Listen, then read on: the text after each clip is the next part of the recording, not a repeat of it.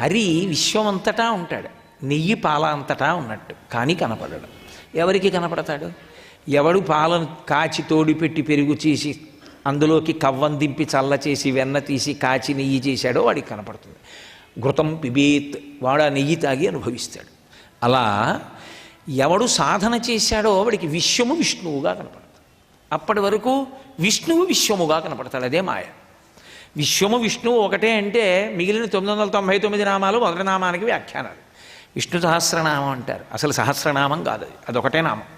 విశ్వం అదొకటే నామం, మిగిలినవన్నీ ఆ నామానికి వ్యాఖ్యానాలు, అంతే యథార్థం.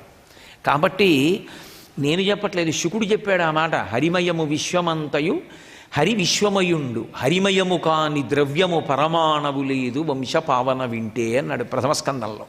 కాబట్టి అటువంటి విష్ణుతత్వము అంతటా వ్యాపించి ఉంటుంది. అటువంటి తత్వము ఈ కంటి చేత చూడబడడానికి వీలుగా ఒక రూపాన్ని పొంది భూమి మీదకి దిగి వస్తే అవతార. తార పైన, అవతార కిందకి, వ్యతిరేక పదాలు. తారస్థాయిలో పాడుతున్నాడంటారు, అంటే పైన. అవతార కిందకొచ్చి, ఈ కిందకొచ్చినటువంటి క్రమం అంటే మాంసనేత్రమునకు ద్యోతకమైంది. అర్హతలతో సంబంధం లేదు. అందుకే రాముడు ఎవరికి కనబడ్డాడంటే అందరికీ కనబడ్డాడు ఆ రోజుల్లో. కృష్ణుడు ఎవరికి కనబడ్డాడంటే అందరికీ కనబడ్డాడు. ఇప్పుడు అలా కనపడతాడా అంటే సాధనాబలం ఉన్నవాడికి కనపడతాడు, సాధనాబలం లేనివాడికి కనపడ్డు. అది తార అవతార.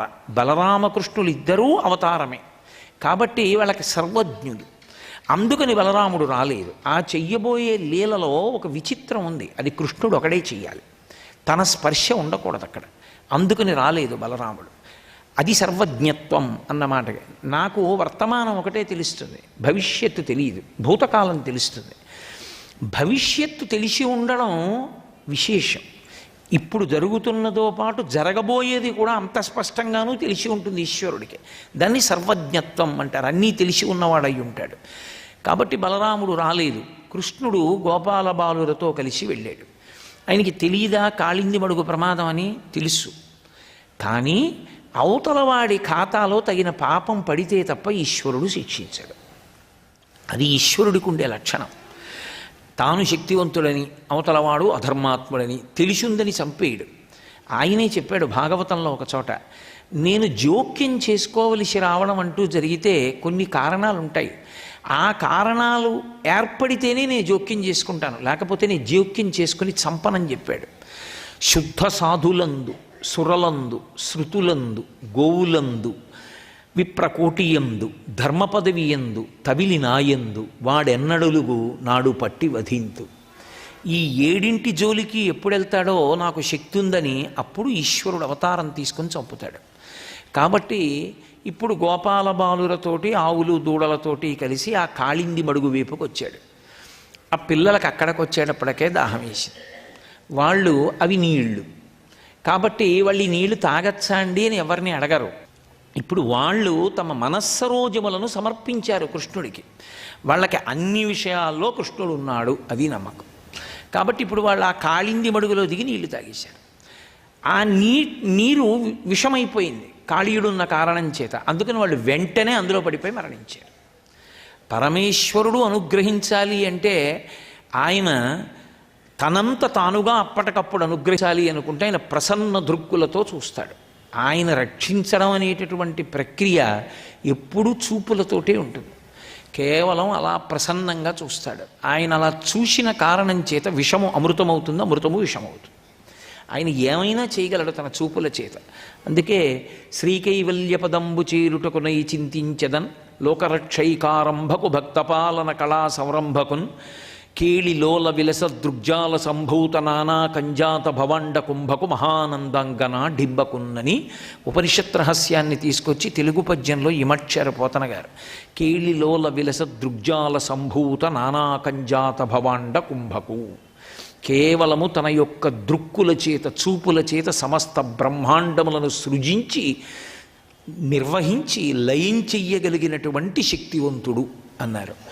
కాబట్టి ఆయన తన ప్రసన్న దృక్కులతో చూశాడు. ఎందుకు చూశాడు? వాళ్ళ నమ్మకానికి చూశాడు. వాడు ఉన్నాడని వాళ్ళు నమ్మారు. అందుకని ఆయన ఎప్పుడూ చూస్తుంటాడు వాళ్ళని. వాళ్ళు బ్రతికారు. వాళ్ళు ఇప్పుడు గట్టెక్కారు. ఆయన అన్నాడు, ఇవాళ వీళ్ళు తాగారు, మరణించారు, నేను బ్రతికించాను. అది నీరు. నీరు అనేటప్పటికి ఒక లక్షణం ఉంటుంది. ఈశ్వరుడు ఎందుకు జోక్యం చేసుకోవలసి వచ్చింది అంటే నీటికి ఉండేటటువంటి లక్షణాన్ని లింగపురాణం చెప్పింది. సంజీవనం సమస్తస్య జగత సలిలాత్మిక భవ ఇత్యుచ్యతే మూర్తిర్భవస్య పరమాత్మనః అని. నీటికి ఉండేటటువంటి లక్షణం ఏమిటంటే అది బ్రతికిస్తుంది. అది ఉగ్రస్వరూపాన్ని పొందితే చంపేస్తుంది.